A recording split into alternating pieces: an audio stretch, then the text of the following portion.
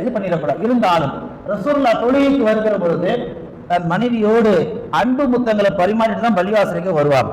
ஹதீஸ்ல வரக்கூடிய செய்தி.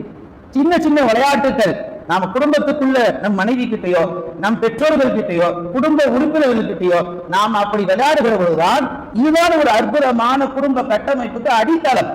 இதை இன்றைக்கு உள்ள குடும்பத்தார்கள் செய்தார்களே போதும்.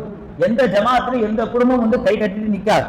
ஹதீஸின் பிரகாரம் வாழ வேண்டிய இஸ்லாமிய சமூகம் வாழ தவறியதால் இன்றைக்கு தங்களுடைய குடும்ப கௌரவம் எல்லாம் சந்தி சிரிக்கிற அளவுக்கு நடுத்தரவில் வந்து விட்டது. குடும்ப கட்டமைப்பில் மிக முக்கியமான ஒரு விஷயம் என்னன்னு கேட்டீங்கன்னா, இன்றைக்கு நம்ம குடும்பத்துல உள்ளவர்கள் குடும்பத்திற்காக தாராளமாக செலவு செய்யணும். அந்த செலவு செய்யற விஷயத்துல எந்த விதமான பாரபட்சமும் காட்டக்கூடாது.